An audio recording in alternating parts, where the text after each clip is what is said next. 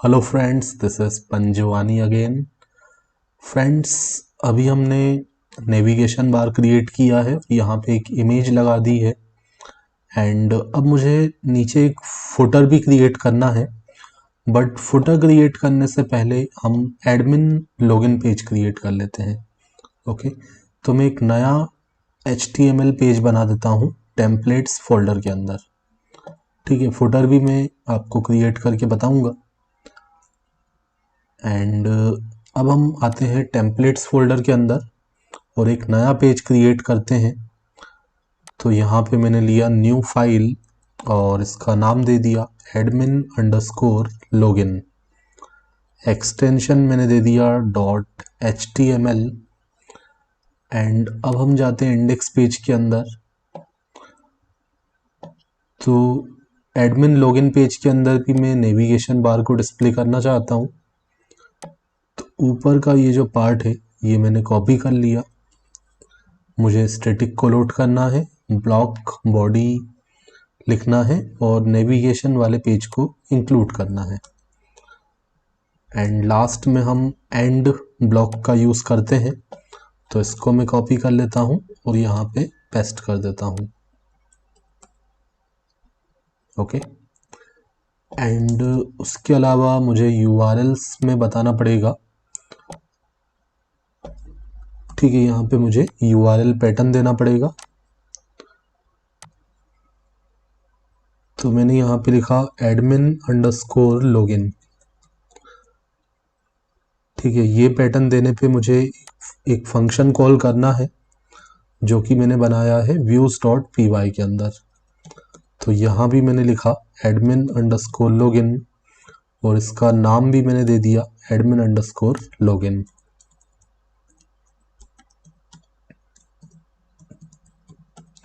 ठीक है, तो ये फंक्शन मुझे बनाना पड़ेगा views.py के अंदर। तो जैसे मैंने इंडेक्स फंक्शन बनाया था उसी तरह मैं एक admin_login नाम का फंक्शन बना दूंगा, admin_login। अब एडमिन लॉगिन टेम्पलेट के अंदर मुझे एक लॉगिन फॉर्म बनाना है। तो पहले तो मैं यहाँ पे लिंक प्रोवाइड कर देता हूँ। अभी यहाँ पे कोई लिंक नहीं है, तो navigation.html के अंदर आते हैं और यहाँ पे हम URL बता देते हैं।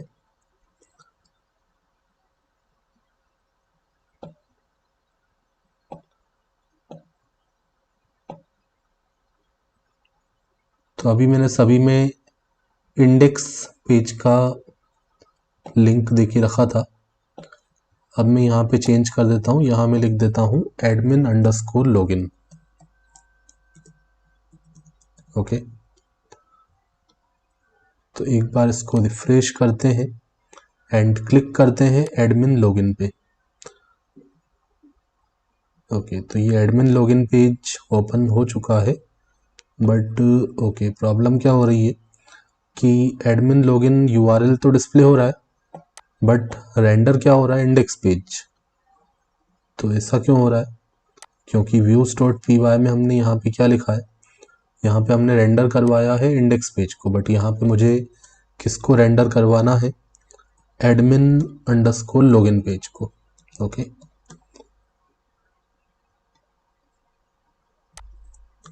तो रिफ्रेश कर दिया। अब आप देख रहे हैं यहाँ पे होम पे मैं आता हूँ तो ये हमारा इंडेक्स पेज ओपन हो गया एंड यहाँ पे हम गए एडमिन लॉगिन, तो ये हमारा एडमिन लॉगिन पेज ओपन हो गया।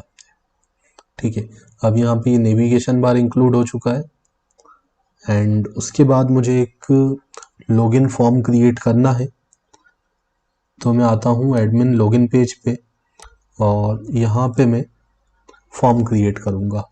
फॉर्म क्रिएट करने से पहले मैं यहाँ पे मार्की टैग का यूज़ कर लेता हूँ एंड मार्की टैग के अंदर मैंने लिखा admin login.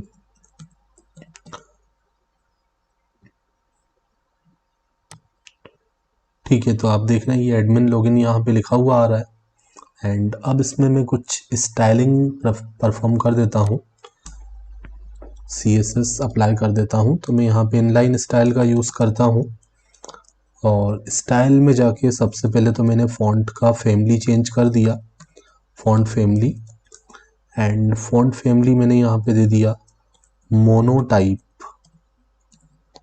Okay, monotype. Font family देने के बाद मैं फ़ॉन्ट का साइज चेंज कर देता हूँ। तो मैंने यहाँ पे फ़ॉन्ट साइज भी दे दिया 25 पिक्सल, एंड उसके बाद मैं फ़ॉन्ट का कलर चेंज कर देता हूँ। जो भी आप फ़ॉन्ट कलर, फ़ॉन्ट का बैकग्राउंड कलर जो भी यूज़ करना चाहते हैं वो आप अपने अकॉर्डिंग सेट कर सकते हैं। तो यहाँ पे मैं जो मार्की है उसमें कुछ बैकग्राउंड कलर भी देना चाहता हूँ, तो मैंने बैकग्राउंड कलर दे दिया ब्लैक। अब मैं इसको रिफ्रेश करता हूँ, तो अब ये कुछ इस तरीके का आ रहा है, बट अभी फ़ॉन्ट हमें डिस्प्ले नहीं हो रहा। ओके, तो ये कलर का नाम मैंने गलत दिया हुआ है, तो अब ये इस तरीके का आ रहा है। अब मैं सबसे पहले तो ऊपर से कुछ मार्जिन देता हूँ और फ़ॉन्ट को थोड़ा सा बोल्ड कर देता हूँ।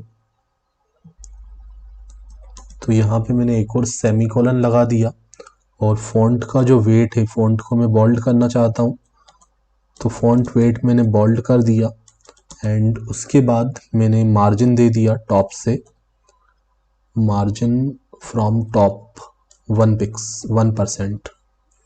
परसेंट और पिक्सल दोनों अलग अलग यूनिट्स हैं, तो मैंने यहाँ पे परसेंट का यूज़ किया है। ओके, तो अब आप देख रहे हैं ये कुछ इस तरीके का डिस्प्ले हो रहा है। आप चाहें तो सिंपल हेडिंग वगैरह के फॉर्म में भी दे सकते थे। ओके, तो अब मैं एक क्रिएट करता हूँ फॉर्म, लॉगिन फॉर्म। तो मार्की के एंड होने के बाद मैं यहाँ पे एक फॉर्म क्रिएट कर लेता हूँ। तो फॉर्म क्रिएट करने के लिए मैंने यहाँ पे फॉर्म टैग का यूज़ कर लिया, एंड इसमें मैं क्लास यूज़ कर लेता हूँ कंटेनर,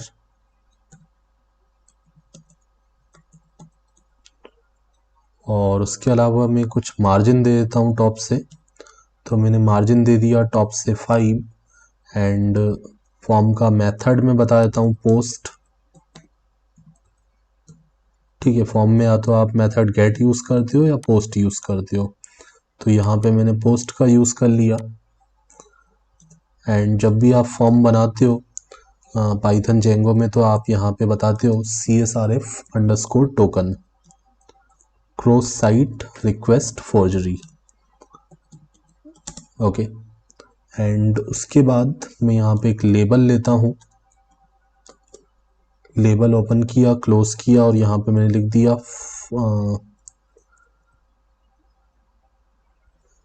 ठीक है, मैंने यहाँ पे लिखा यूज़र नेम।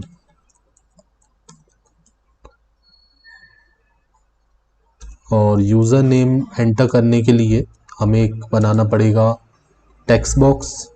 तो मैंने लिखा इनपुट टाइप टेक्स्ट, और यहाँ पे मैंने क्लास यूज़ कर ली फॉर्म कंट्रोल, ताकि हमारा जो टेक्स्ट बॉक्स है वो पूरा फुल विड्थ का हो जाए। ओके, एंड इसका कुछ नाम भी आप दे दोगे, तो इसका नाम मैंने रख दिया you name, and place holder भी आप यूज़ कर सकते हो जो आपको वाटरमार्क की तरह दिखाई देगा। तो प्लेस होल्डर मैंने दे दिया एंटर यूज़र नेम।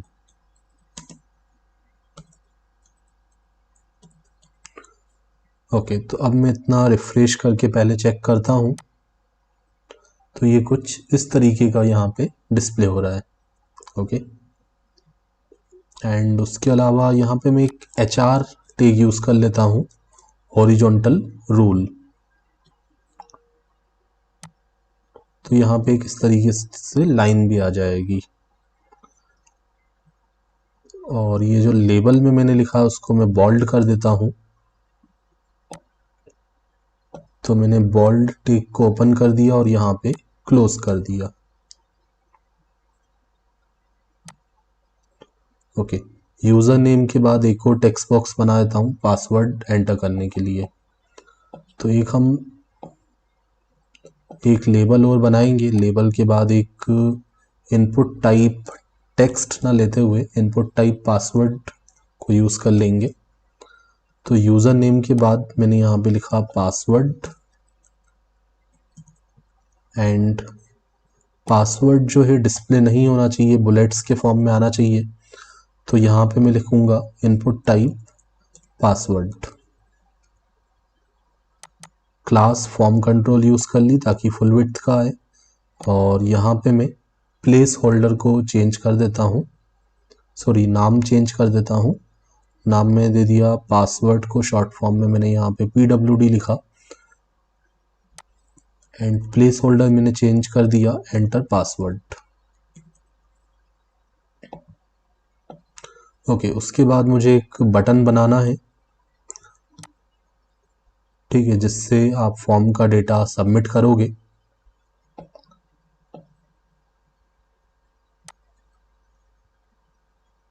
ओके, तो मैं एक बटन क्रिएट कर लेता हूँ।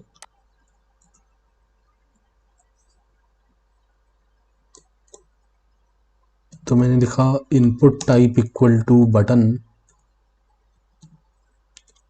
बटन जो मुझे बनाना है वो सबमिट बटन बनाना है, तो मैंने लिखा input type equal to submit, and अब मैं चेक करता हूँ। तो आप देख रहे हैं एक बटन आ गया है। अब इसमें कुछ हम CSS अप्लाई कर देते हैं और कुछ बूटस्ट्रैप की क्लासेस यूज़ कर लेते हैं। तो यहाँ पे मैंने लिखा बटन प्राइमरी,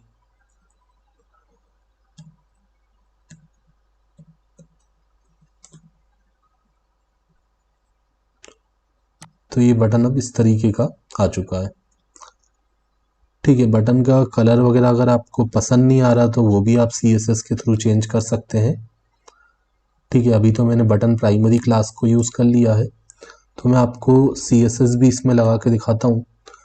तो पहले तो मैं इसमें कुछ मार्जिन प्रोवाइड कर देता हूँ। मार्जिन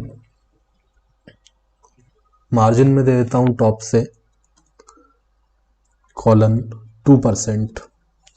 तो 2% का मैंने यहाँ पे मार्जिन दिया, एंड मैं इसमें कलर चेंज करना चाहता हूँ। अभी बटन प्राइमरी मैंने क्लास यूज़ की है तो वो कलर आ रहा है, बट मैं यहाँ पे कलर को अगर चेंज करना चाहूँ तो कलर चेंज भी कर सकता हूँ। इसी तरह मुझे अगर बैकग्राउंड कलर चेंज करना है तो बैकग्राउंड कलर भी हम चेंज कर सकते हैं। तो फॉन्ट का कलर हमने चेंज कर दिया और बैकग्राउंड का कलर हम कर देते हैं ब्लैक।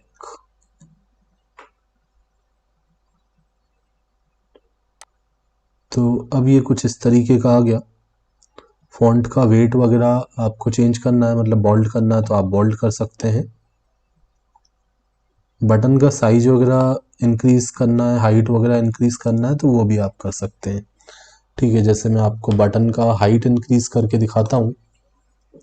मैं लिखता हूँ हाइट कॉलन 40 पिक्सल। आप विड्थ भी चेंज कर सकते हैं इसका, तो ये बटन का हाइट भी थोड़ा इंक्रीज हुआ।